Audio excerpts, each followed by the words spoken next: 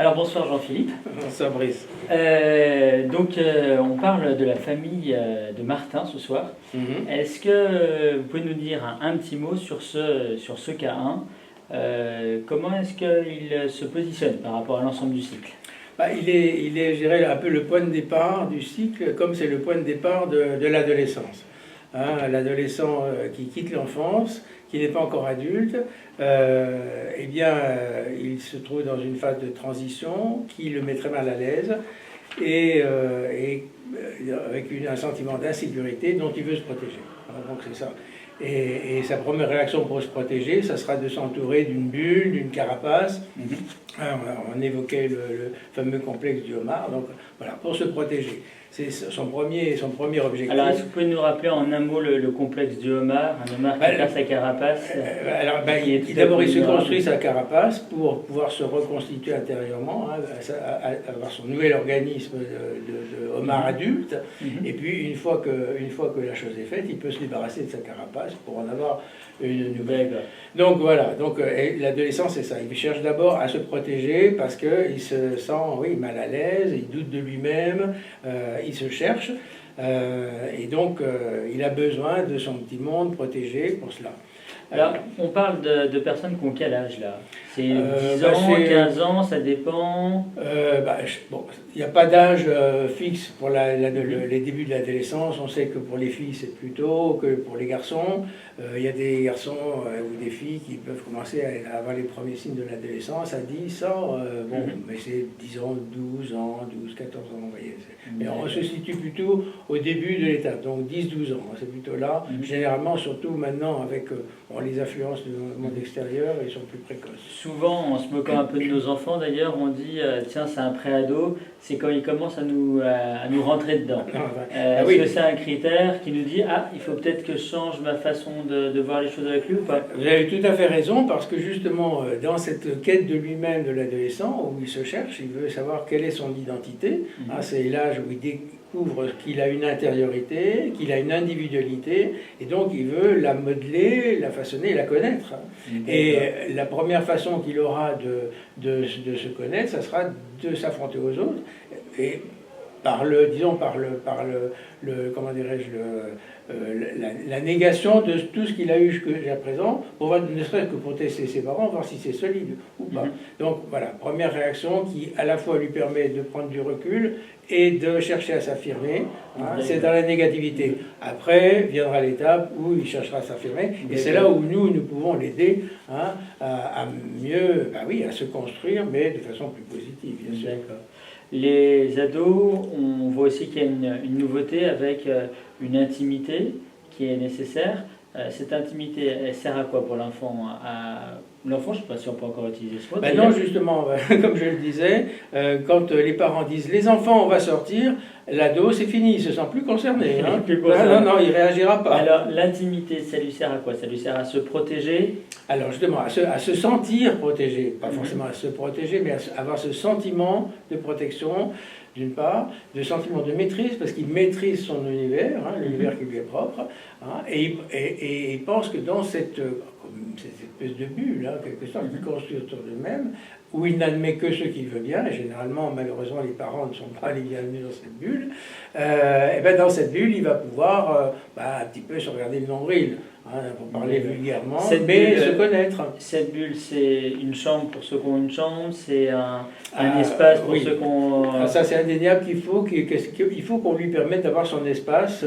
C'est à la fois matériel, c'est une chambre, un coin de chambre, qui lui soit exclusif, il pourra le décorer comme il le veut, en fixant des limites, naturellement. On a dit, pour une chambre, il y a des limites en matière d'hygiène, la décoration, il y a des limites en matière de décence, bref, il y a la vie de famille aussi, mais il faut, c'est vrai, c'est bon pour lui d'avoir son espace à lui, avoir sa gestion du temps aussi, qui n'est plus la même, ils n'ont pas le même rythme de vie que quand ils étaient jeunes. Alors, quand vous dites qu'ils n'ont pas le même rythme de vie...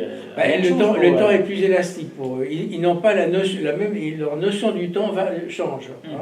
Des choses qui pourraient se faire rapidement, ils vont les faire très lentement. Des choses qui nécessiteraient beaucoup de temps, ils vont se précipiter. Alors moi, je pense par exemple à l'ado qui traîne devant sa télé en disant non, mais j'ai bien le temps de faire mon exercice de maths, ça traîne. Voilà, exemple typique. Alors, là aussi, c'est comme toujours pareil. Le rôle éducatif des parents à l'adolescence, c'est d'être très élastique. C'est-à-dire qu'on va lâcher du lest pour respecter son besoin d'autonomie, qu'il ait le sentiment de décider. Et puis, il arrivera un temps où on va serrer. Vous savez, les chiens, il y a ces espèces de laisse, on laisse filer, puis au moment donné, on bloque et clac. Comment on récupère, voilà. Les adolescents, c'est un peu la même chose. Voilà, ils ont l'impression d'être libres, ils sont voilà, un peu quand comme... même D'accord. Donc on a abordé la question de l'intimité très rapidement. Est-ce qu'on peut aborder la deuxième question qui est de l'insécurité? On voit que beaucoup d'adolescents sont finalement pas bien dans leur peau. Exactement. Ils sont pas bien dans leur peau. Ils sentent en zone de faiblesse. Alors, pourquoi est-ce qu'ils se sentent en zone de faiblesse? Le problème, c'est que l'adolescent n'a pas forcément les moyens de porter un jugement sain sur lui-même. Et c'est là où les parents peuvent l'aider beaucoup, par le dialogue notamment, l'aider à mieux discerner en lui ses qualités et ses défauts. Souvent, ils s'attribuent des qualités qu'ils n'ont pas, mais ils s'attribuent des défauts aussi qu'ils n'ont pas. Alors c'est aux parents, les parents peuvent vraiment les aider à y voir plus clair en eux et mettre fin justement à ce sentiment d'insécurité parce qu'ils doutent d'eux-mêmes. Alors là, vous êtes dans la théorie, on sait que le dialogue avec un adolescent, c'est plutôt beaucoup de confrontations, c'est pas forcément évident. Il n'y a pas que des ados faciles et il y en a des absolument. Il y en a, comme je l'évoquais tout à l'heure, qui sont de véritables huîtres et qu'on n'arrive pas. Alors, dans ces cas-là, il faut mettre tous les moyens en œuvre, soit en créant les occasions de dialogue, ça peut être une promenade dehors, s'il aime bien se promener dans la nature, on l'accompagne. Ça peut être une invitation à faire une balade en voiture. Ça peut être essayer de le ramener à la cuisine pendant qu'on prépare des confitures ou n'importe quoi, parce que la cuisine, c'est un lieu sensationnel pour les confidences. Ça a toujours été constaté. Donc il faut provoquer les occasions. Ça peut être, certains disent, on l'invite au restaurant. À travers ces occasions, c'est aussi le dialogue. Peut-être qu'aussi il faut jumeler avec le mot confiance. On crée un dialogue et donc un dialogue de confiance. L'idée c'est ça, c'est de faire passer dans ce dialogue à la fois la vision positive qu'on a de l'enfant, enfin du jeune homme presque, ou de la jeune fille, donc pour lui donner confiance en lui, pour lui dire aussi qu'on lui fait confiance, ça aussi ça contribuera fortement à le rassurer sur lui-même. Et puis en lui donnant des clés de compréhension de sa personne, et puis des autres aussi, on peut lui expliquer des choses qu'il a pu voir, qui ont pu le perturber. Alors ça c'est quelque chose qui est difficile, parce qu'on dit que les ados nous testent, alors on fait confiance, puis on est déçu de la confiance qu'on a accordée, parce qu'il allait un peu trop loin. Alors, quelquefois, c'est difficile. C'est difficile, mais c'est là où le mot vigilance, et pendant tout le cycle, on va pouvoir le retrouver. Vraiment, les parents doivent être très, très vigilants. Parce qu'ils sont influençables, on sait qu'ils ont des amis, ils ont besoin de leurs amis. Alors ça me permet d'ailleurs de rebondir sur le troisième point que je voulais qu'on aborde, c'est les relations, effectivement, tant intrafamiliales qu'avec ses amis. Il va devoir, l'adolescent, s'affirmer. Est-ce que vous pouvez en dire un mot? C'est pas évident de s'affirmer, notamment avec des amis parfois qui changent aussi. Comment est-ce que ça se passe l'adolescence et les amis quand on voit qu'il a besoin d'avoir un groupe, de se protéger? Comment c'est un peu déroutant. Les amis, justement, c'est dangereux et déroutant. Les amis pour les adolescents sont quand même très très utiles parce que ça leur permet de s'affirmer, notamment vis-à-vis des parents, en disant j'ai mes amis, un autre monde, je sors de la maison, une façon de s'affirmer vis-à-vis des parents. Ils s'affirment, je dirais, non pas face à leurs amis, mais avec leurs amis. Parce que chaque groupe d'amis a son espèce de personnalité. Donc quand il est dans un groupe d'amis, il n'est pas dans un autre groupe d'amis. Donc c'est une façon aussi de s'affirmer. Moi je suis copain avec... Voilà. Donc c'est une façon de s'affirmer. Et puis le groupe d'amis... c'est aussi le troisième, c'est l'idée, une façon de s'affirmer, c'est de rechercher la reconnaissance. Il s'affirme pour être reconnu. Et c'est vrai que le groupe d'amis, surtout si tout le monde, comment dirais-je, vibre sur la même note, c'est une façon d'être reconnu.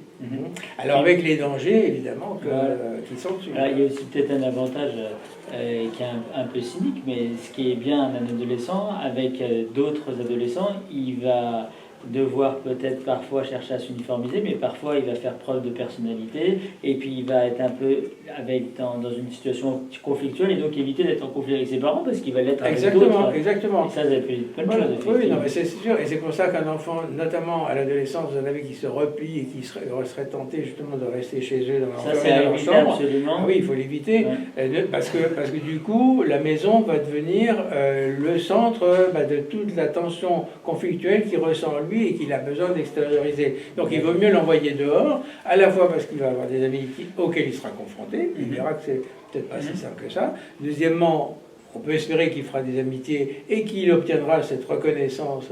Et puis, troisièmement, en essayant de connaître quels sont ses amis, parce qu'il faut être aussi très vigilant. Toujours le même vigilant. Toujours le même mot.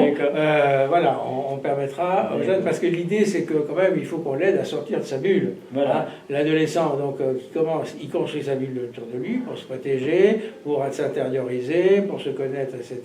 Mais à terme, il faut l'objectif de l'éducation, c'est d'être un homme libre et autonome.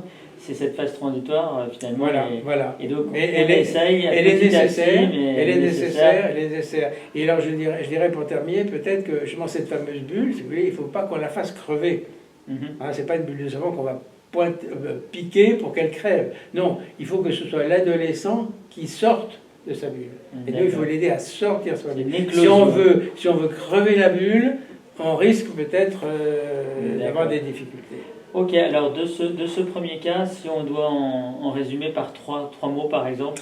Vous les avez prononcés vous-même, c'est se protéger, l'adolescent, surtout au début de son adolescence, cherche à se protéger, à se connaître et à s'affirmer. C'est à travers ces trois points qu'on peut... Trois mots, et si on a ça en tête, on comprendra beaucoup dans la vie quotidienne avec les gens. On dira, tiens, là, en ce moment, il cherche à se protéger, c'est clair. À un autre moment, on dira, il a besoin de se connaître, et il faut qu'on l'aide un petit peu à mieux se connaître, parce que là, il ne se connaît pas du tout, il fait erreur. et puis quand il y aura un moment où il sera un peu difficile, on a calmos, il veut s'affirmer, on le laisse s'affirmer, d'accord ? Mais on lui montrera du respect et on essaiera de le traiter en adulte pour le faire sortir de cette bulle et de l'adolescence en même temps, par le même temps. D'accord, merci bien en tous les cas.